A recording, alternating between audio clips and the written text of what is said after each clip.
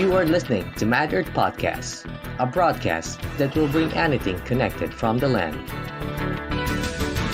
Brought to you by Pirate Studio.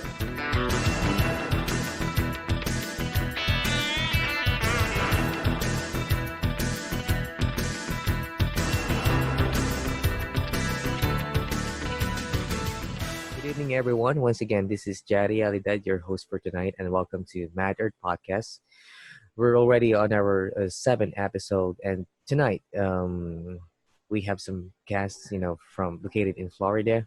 A good friend of my friend, and he's part of the Black Lives Matter community. So, guys, I want to introduce Robin Harris. Hi, Robin. Hi, how are you? Thank you I'm for having me. Thank you so much for putting your time tonight. Okay, and I know good morning to your end, Robin, and I'm pretty good. Thank you for asking me. What about you? It's early morning, but I'm good. I'm good. I'm All glad right. to be Mhm. sharing this with you. I'm really excited, to know more about, your ground actions, to know more about the Black Lives Matter, campaign or your action on your community. But before we proceed on our topic, would you mind if you introduce yourself so, our audience can have a little background or idea about about you? Sure. Robin Harris, she, hers, them, um, community activists throughout the state of Florida. I'm located in Orlando, Florida, and most often I kind of plug in with different social justice organizations. But I guess politically, I'm also the state co-chair of the Green Party of Florida, as well as the National Black Caucus. And I'm also trying to launch an African Indigenous colonized peoples caucus or committee so that we can capture all those voices. So I just kind of plug in to any time there's a need for support. All right. Wow. Thank you so much. It sounds like you're doing a lot of things on your end. All right. So anyway, um, Robin, um, our topic for tonight is about the Black Lives Matter. Okay. And before we start, can you said you're part of the community in Florida, right? Yes. And is there a lot of black people in your in a specific state or in your specific community? You ask if there's a lot of Black people. Uh huh. Um, it's significant. I mean, when you look at the statistics, it seems to be a low number, but there is a significant amount of Black communities here.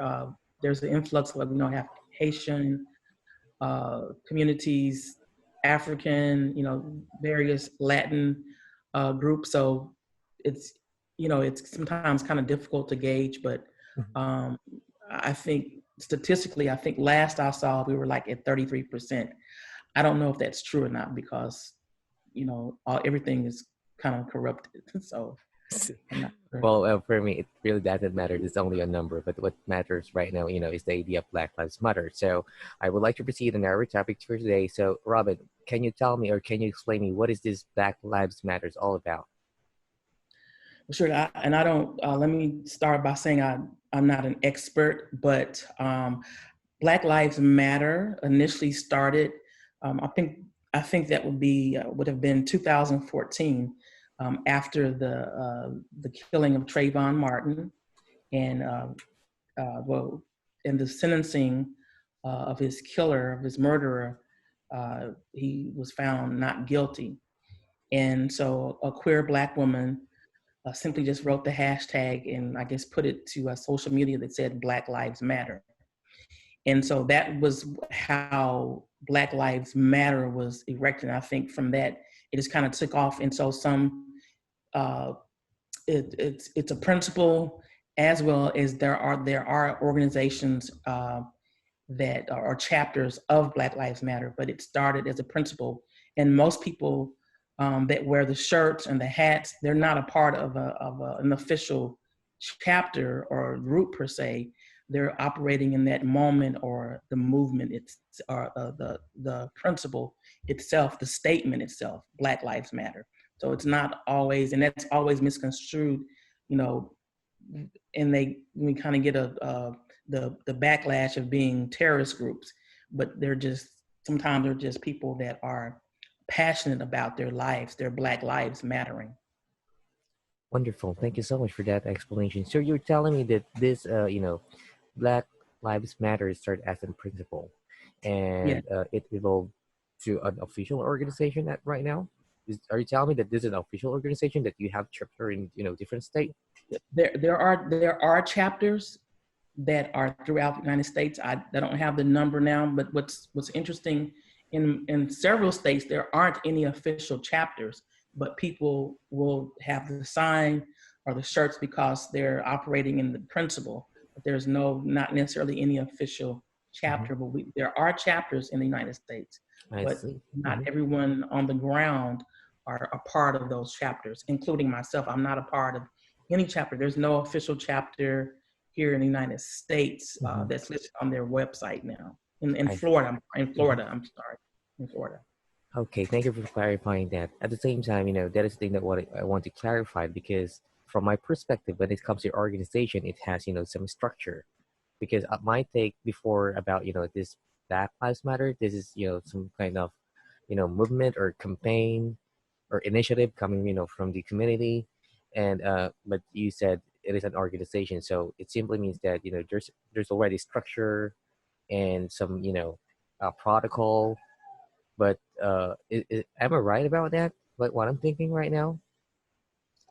Somewhat, as I said, like if I don't own a Black Lives Matter shirt, but I do agree that Black Lives Matter, nor am I a part of an official group or organization, or I don't have a membership in any of the chapters. That gets a little sticky. So people that are on the ground are having the signs, they may not be a part of an official chapter Hmm. or an official organizational group, but they support Black lives to the point to where they feel the need to vocalize it, whether it be in the streets or however they feel the need to do so. I see. That sounds wonderful. And I just want to ask you. So it simply means that as a supporter of Black Lives Matter, it doesn't mean that you need to to join that existing organization. Is that right? Correct. That's Correct. You don't wonderful. have to do that. Very Right. diverse. Okay, that's pretty good. Okay, so okay, you're currently working, for this, for this. I really don't know how to call this Black Lives Matter. If this is a campaign or advocacy or principle, but what you're currently working on your community, specifically in Florida, right? So can you Yeah. tell me more about your background? Your groundworks. Just a little background. How do you start, and how you start involved, for this specific action. So for me, personally, um, COVID has impacted a lot. So some of our ground games are not uh, as visible as it used to be. Uh, so for me, I think I'm in a space now where we're trying to, and I don't want to get ahead of maybe your questions, but I want to.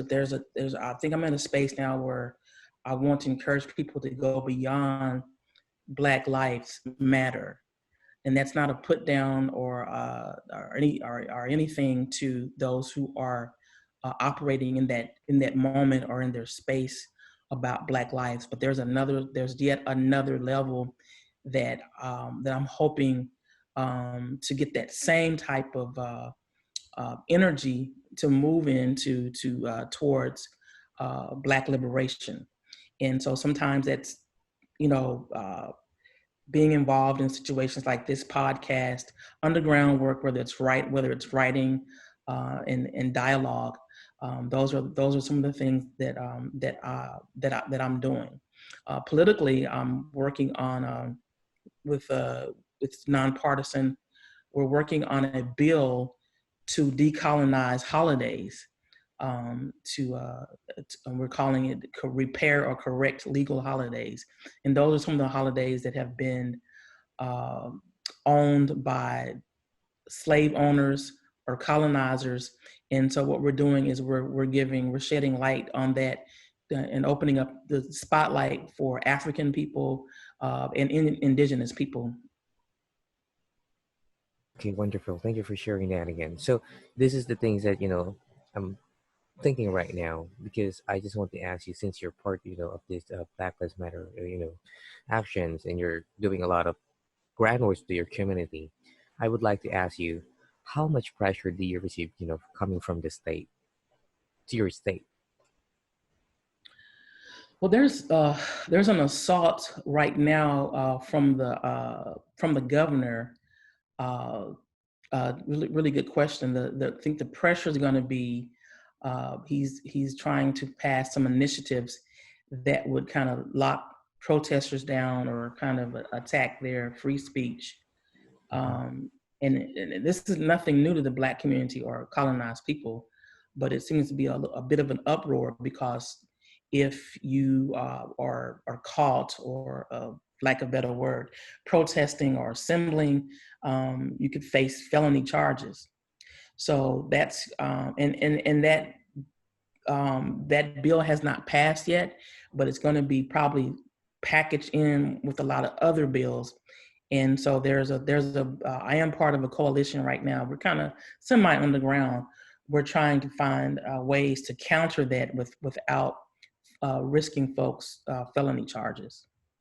Okay, I do believe we always need to consider the idea of security culture, right? That's really something important in all the groundworks, and especially when it comes to political aspects. So, but are you telling me that violence is always available every day to the Black community, and this bias is coming from the authority? Yeah, and what we have to understand historically is that there have always been uh, laws in place that impact Black indigenous people that are violent, but some kind of way those type of end up being legal. You have the history of New Jim Crow and slave codes, so we've been victimized with those laws and this violence um, on our Black bodies forever. Yeah, I understand it. Also, because Philippines, archipelago was colonized, for almost 100 years by Spanish, and Mhm. then U.S., Japanese, a lot of colonizer. But at the same time, I do believe somehow, I think the only difference is you're currently located, because we're originally here in archipelago, but on your context, on your situation, you've been put on that land, which is united, we call it United States, and they feel that they are the owner of the land. But if Right. we will go back under the history, they are also the colonizer. They're not originally from that land, because I do believe that land is owned by the indigenous people of the Native Americans.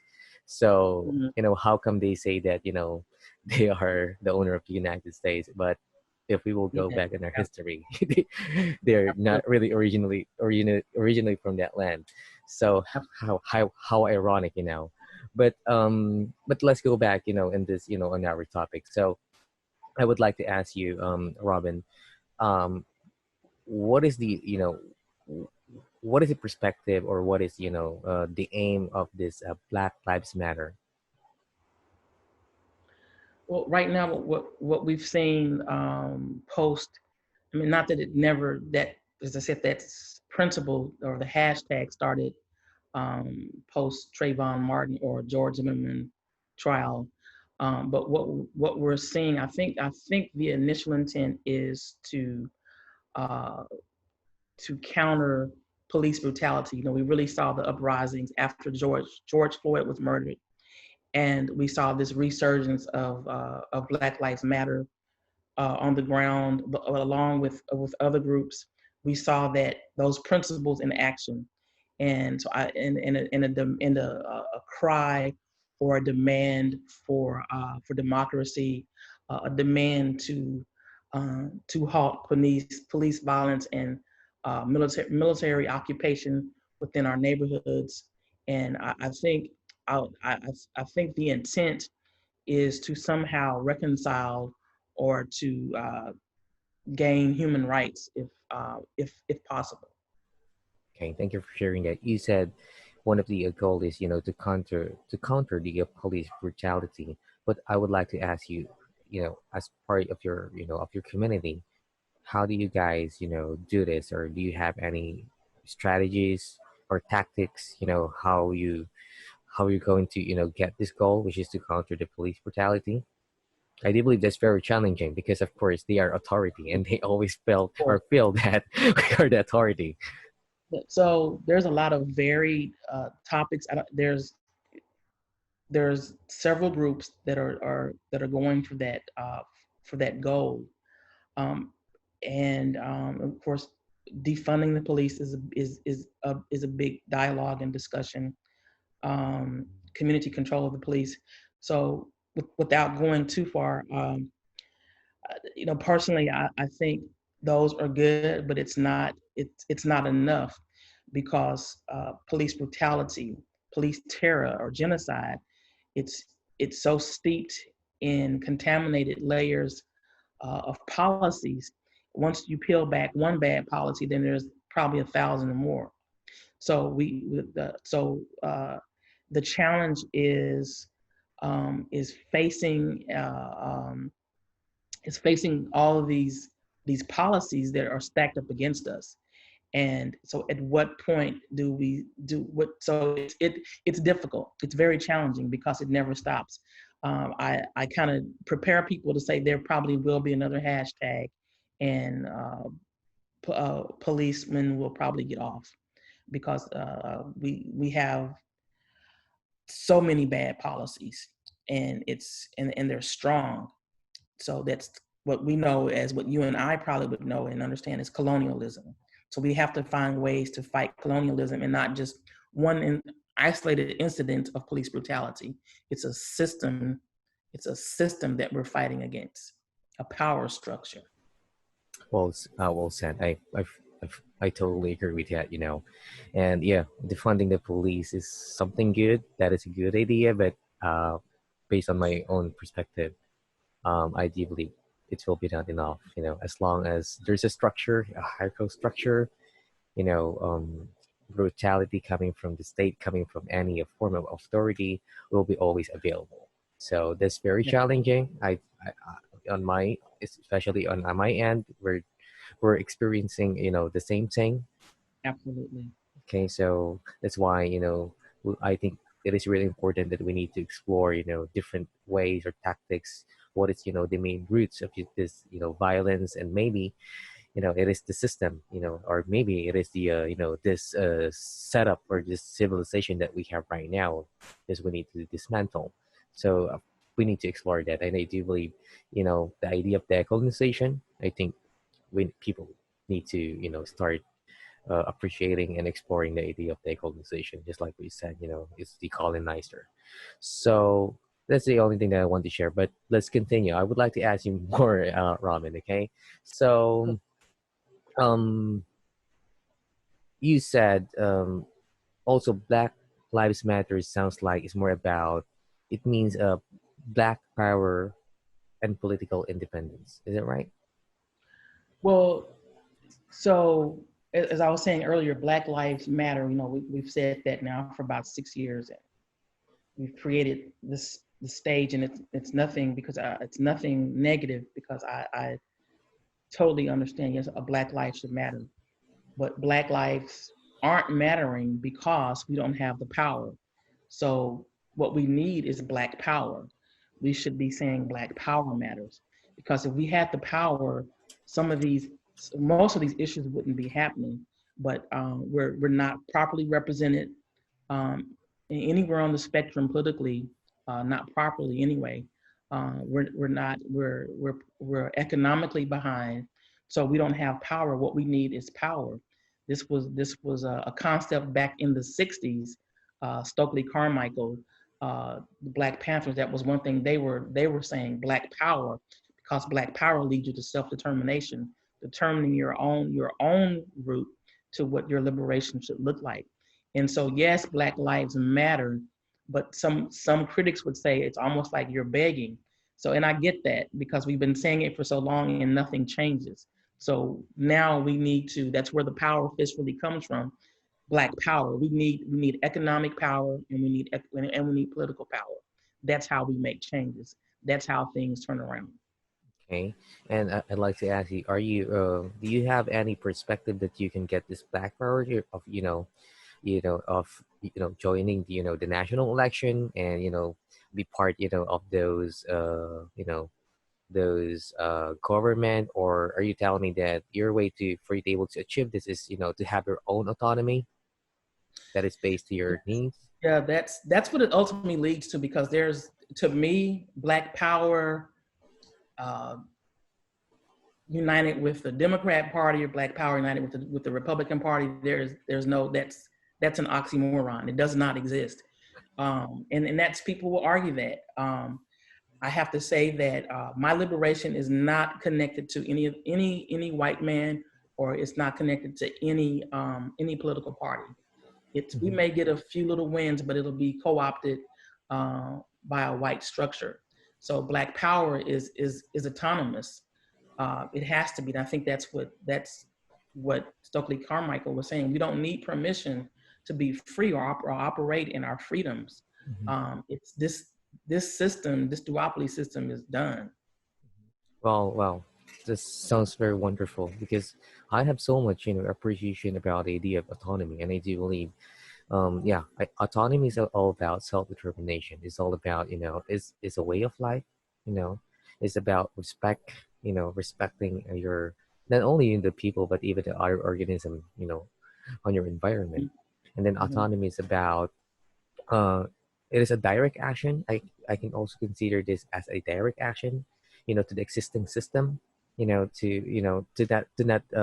to be dictated, you know what you need and what you have. But of course that's very challenging because of course the existing system will not allow you to have your own autonomy right away, and we Right. need to work on that.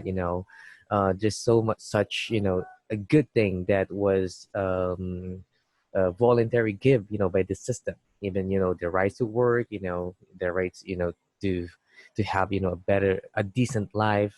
It was not voluntary given by the existing system, and we need to work on that. So if that is your goal, to have your own autonomy, I think it will be sounds good.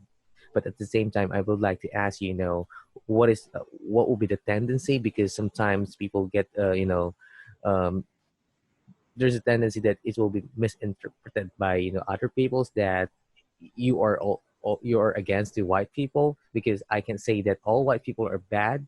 It just such happened that those authorities, those police, they are white people, but there are some white people I know that they are also advocate black people about of autonomy, about peace. So how are you going to to handle that, that, and how are you going to balance those perspectives? Well, I think we need to, is, as we said, we again, it's about not needing permission, and Black power, or having Black pride, or being proud to be Black, or whatever your nationality is. It's not about hating anyone else. But even if so, it's okay. We've been hated and victimized, terrorized, raped for decades. So, but I think if white people want to be included in the conversations, or in the movement, they be true allies, and allow those folks who have been colonized to lead, and they can support with their money. They can support with their services, or whatever it is that they have. And I think that uh, we don't have to, oh, we just love you, white people. I don't think we don't need to do that. We need to operate, because it's past time to try to gain independence. It's not going to be easy, because we are systemized, so to speak. Everything is connected to some sort of system structure. So it's nothing that's going to be easy, but we have to make a beginning mark somewhere. Thank you for that wonderful explanation, Robin. All right, so well, I can imagine how great it are that you're aiming for your autonomy, but the autonomy is all about respect. So on that way we can clarify that it doesn't mean that you're calling for autonomy because this is only for the black people, but it's more about having our autonomy. At the same time, everyone is welcome as long as you know how to respect you know me as a people. If you're people, but I think my take is on that perspective. It's not all about color, it's all about respect to different individuals, and I do believe that is autonomy. It just happened that you are on a specific fight or campaign, which is a Black Lives Matter. That's why you're calling a Black Power or Black autonomy.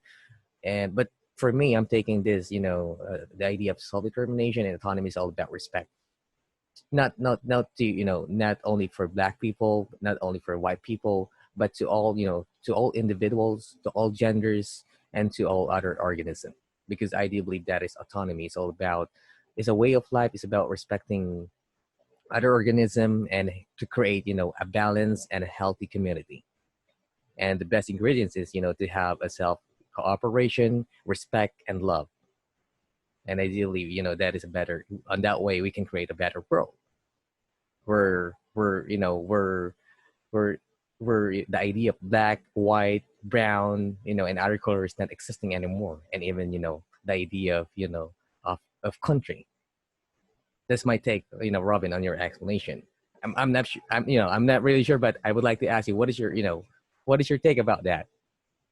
Yeah, so it, I hear what you're saying, and we do have to be careful because if we say we're colorblind or we're all one, first of all, that's not true. It's just we feel it economically, we feel it politically, and we have to. It's kind of a microaggression. I want to be recognized and seen as an African woman. There are many intersections, African American, part of the LGBT community, slight disabilities. So there's many things that make me up, and uh, so many intersections. And unfortunately, it's that's kind of veering a little bit off of what you're saying, but not really. That's why I don't like the term people of a person of color. No, I'm black, or some days I feel more African than I do black. When those are just terms. But yes, that's what I am, and I want to be recognized as that because um, the um, the violations against me or because of one or maybe one, two, or three areas that affect me. So I think it's important uh, to not clump all the issues into one bag or to like we're all one race. We really can't. That kind of neutralizes the efforts when we say that we're all one big happy family. It's not truth. It's not truthful. That's yeah, it's not a revolutionary term to use. It really make a lot of sense to me. Thank you so much for that wonderful analogy, Robin. Okay, so okay, so Robin, you know, I really have a lot of questions for you, and I'm really enjoying this conversation. But since we have limited time for this podcast, so I'd like to give you, the time, to tell what you feel, what you're thinking, and what people should know about Black Lives Matter. And feel free, to say what is in your heart, what is in your mind right now. Okay. Yeah, we've shared a lot, and thank you. This is this is a critical time that we're in. This moment it's extremely critical, and I do not vote shame, but right now here in the U.S., we're days away from our election, and there are so many arguments about who to vote for or the lesser of of the two evils, and we deserve better than that. And I don't say this because I'm part of a third party affiliation, but I say this because we have to at some point. Um, uh, I'm trying to think of a word to say that that we won't get slammed for, but at some point there must be a dismantling of this duopoly system because it was built in colonization and it still is very colonialistic. And so what we're hearing often now is that, a vote for whoever is a vote for the other person. And yeah, Biden did these horrible things, but we're still going to vote for him because we got to get Trump out of office. So that's unfortunately that's not a strategy. Because no matter who wins, we're still a colonized people. It doesn't change. It doesn't change my life. It doesn't change hashtags. Because the system is still broken. And so at some point, again, this is not about vote shaming because and from my perspective, whoever you vote for, whoever wins, if the outcome is still going to be the same. We have, and I think you talked about earlier, we have these environmental issues, but neither has a clear plan on how to improve that. The Democratic camp says we're not going to ban fracking, but many activists, I was on the ground with them. They wanted fracking banned, and there's been a silence about that, so that their so-called person can win.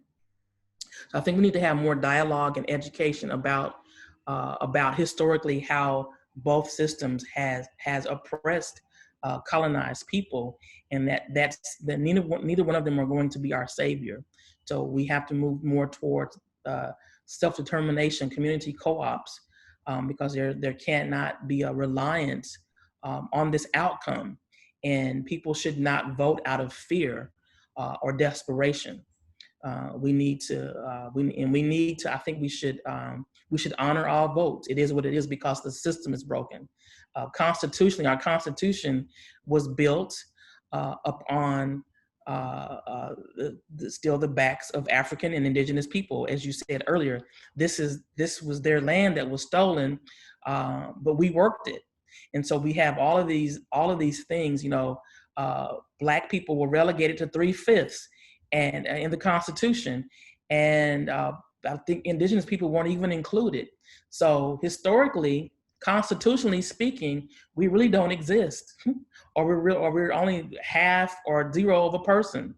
So we have all of these things. I think we should have the courage to pull away from this system so that other thoughts or political constructs can be created. And I think that's and I could talk on and on and on because there's some days that I literally think about this and I'm thinking, oh my God, we're trying to make this, I don't know numbers, but we're trying to make this 300 or 400-year-old document work in 2020. The Constitution, it's not working. It's not working, and we find all kinds of holes in it.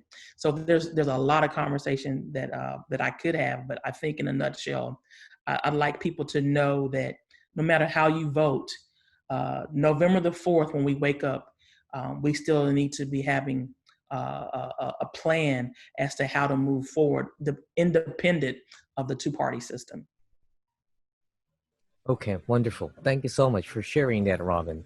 Okay, so before we end this program, I also like to ask you, Robin, how common people can help Black Lives Matter in general, and how and how people can support your groundworks on your specific community. Yeah, well, it always takes monetary support. I'm hoping to also start a podcast and have people such as yourself on. I think support to those, that's like a form of a small business. I'm also a tour guide in St. Augustine, Florida. You get time, you can look that up. It's historically it was 1601. The first slave was born there. So there's a lot of history, a lot of colonialism there. But we need to get those stories out so we can point out historically the victimization, the terror that African, indigenous, and people of color have faced. And so all that takes money, all that takes a lot of support. So and we're open to receiving donations. We're open to people supporting us by being an ally in helping with any type of resources, and then just a willingness to join in the dialogue. You don't have to agree. We can agree to disagree, but at least being open to these other avenues of independent constructs. Thank you so much for that. And how people can reach you out? Do you have any website or after page or email that I can put? Once I put it Yeah, on sure. on my site. Do you Yeah, have? yeah. So I have, of course, my Facebook page. My initial Facebook page is Robin Denise Harris. And then there was another page that I had, and I forgot that I have it. It's Robin D. Harris for Revolution. And I kept getting all these likes. So it's like, wow. So I think I'm going to kind of engage a little bit more on that, more revolutionary style on that. More, we can do more of our underground stuff. But if anyone would like to send donations to kind of help launch the podcast and different things, my Cash App is Harris, $Harris for a revolution, the number 4, Harris for a revolution. And anyone in Florida knows that I'm always open for discussion and for conversation, and non-co-opted events to participate in. It's wonderful. Thank you so much for that. So, guys, just like Robin said, you can support her works, via monetary, and you can direct contact Robin on the given page. Don't worry, I'll put that on the caption once I put this on my Facebook page and of course on the website. So, Robin, I just want to say that once again, thank you so much for your time, Thank you and for having me. please send my solidarity to your community. Okay. Yes, yes. Please send the solidarity of Archipelago, of the Pirate Studio from Archipelago, and please stay healthy. Solidarity. Solidarity from Archipelago, Robin. Yes. Thank you so much. You are listening to MadEarth Podcast, a broadcast that will bring anything connected from the land. Brought to you by Pirate Studio.